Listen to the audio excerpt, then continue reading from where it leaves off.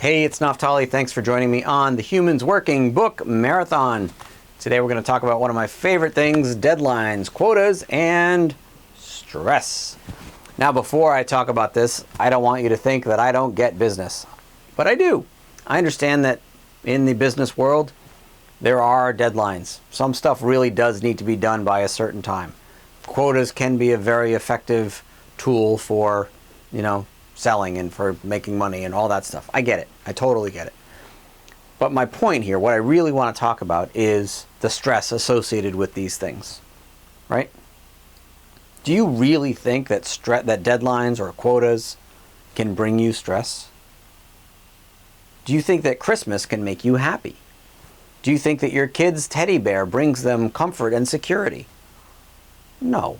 That we get, right? We get that if your kid likes to sleep with a teddy bear because they think it brings them comfort and security, well, it doesn't. The teddy bear is inanimate. It's just filled with some cotton. Can't possibly do anything.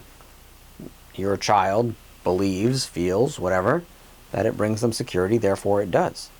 Christmas is just Christmas. It's just a holiday. Can't bring you anything. It's just a mark on a calendar. It can't bring you anything. But to many people, Christmas brings them a lot of happiness because they believe that it does. And that's all fine and that's all wonderful. I'm not mocking that at all. But I'm saying in the same way, if you see that, why do you think that a deadline or a quota could bring you stress? It can't. How you feel is between you and you. Right? So let's put that aside for 1 second. Let's talk about the word deadline. You know where the word deadline comes from? Apparently, it comes from the Civil War. So when people would capture folks from the other side, they didn't have any physical prison to put them in. So instead, they'd put them in a field, and they'd draw a line, and they'd say, hey, if you cross this line, we're going to shoot you. So it was the deadline. Now, what have we done? We have taken that concept, if you will, of an actual deadline and applied it to just about every situation in our lives, right? Whether it's deadlines and quotas, or, what if our kid doesn't get into the school, or what if I'm late to soccer practice, or pretty much everything. And as a result, people are living in incredibly stressful lives. We have this built-in system called the fight or flight. It's not actually called that. Somebody just named it that. But we refer to it as fight or flight. Now, the fight or flight system is designed to be engaged once every 24 to 72 hours for 30 to 60 minutes at most.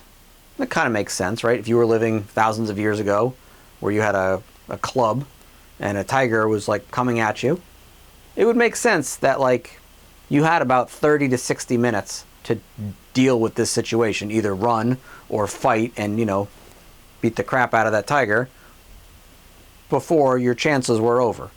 And it probably made sense, I don't know, but makes sense that this might happen something like once every 1 to 3 days. That seems reasonable. But what happens now is people are living in this fight or flight state 14 to 16 hours a day. 14, 16 hours a day. Why? Because, what I said, they apply this deadline kind of concept to every single thing that happens in their life.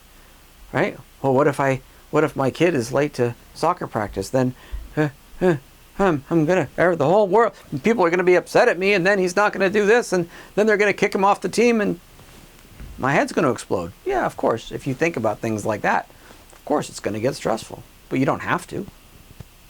Nothing that says you have to.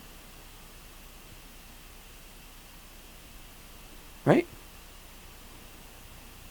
And being in this state, this hyper state, 14 to 16 hours a day, not only is it horrible for your health, as documented by thousands of studies, probably worse than cigarettes in many ways, causes inflammation in the body, which leads to heart disease and diabetes and all kinds of other stuff, and just feels horrible.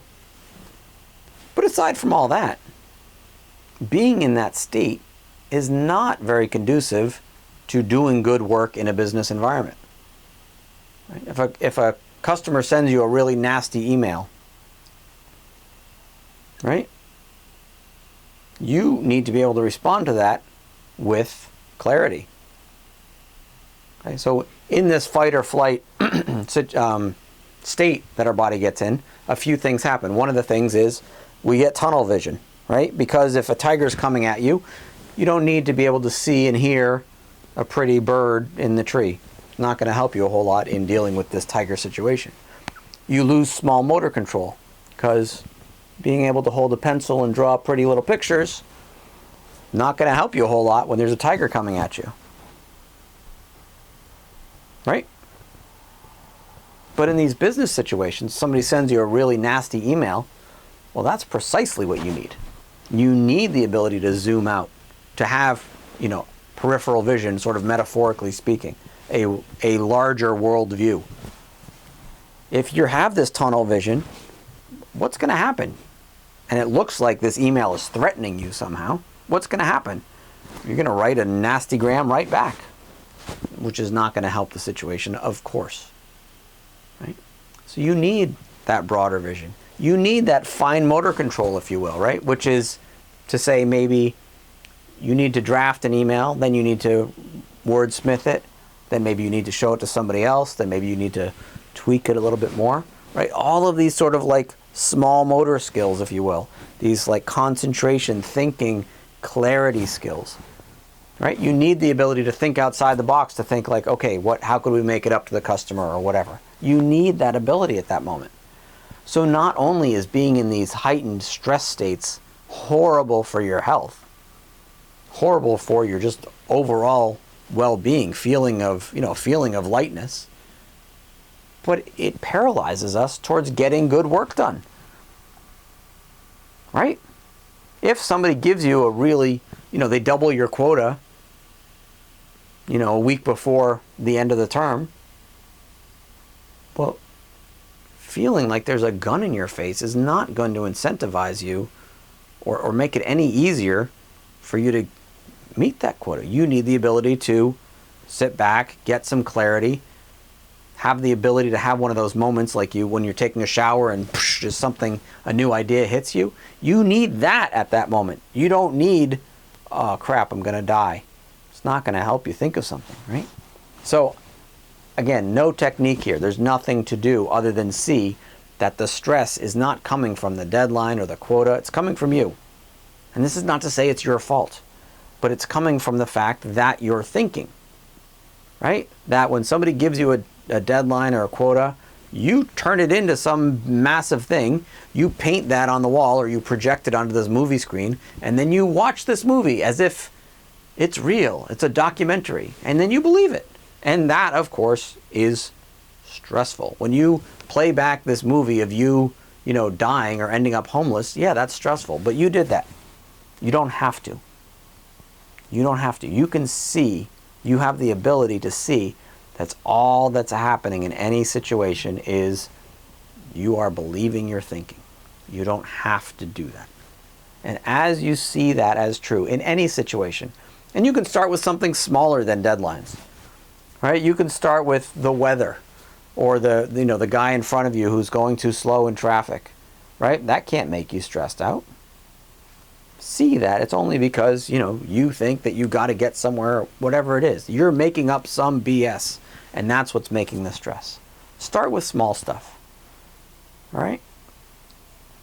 The other thing I want to say about deadlines and stuff like that is, if what I'm saying is false, right? If deadlines in fact do create stress, then I would ask you, why do you react to deadlines differently than your coworkers do?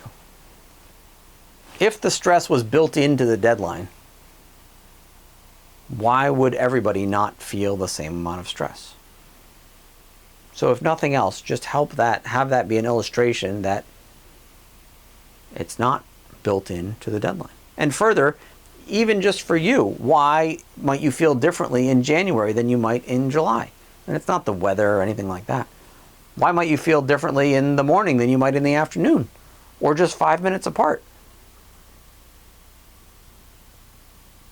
If you had just gotten a call from your kid about, something bad at home happened, and then you got a piece of paper with this crazy deadline on it, do you not think that that might look worse to you than, if you had gotten this piece of paper right after you won the lottery? Of course. Which again just goes to show that it's not in the deadline. The stress isn't in the deadline, it's in you. That's all I want you to see. All right? So I think I'll leave it at that. I've talked for a long time here. And I'll see you on the next one. Thanks so much. Cheers.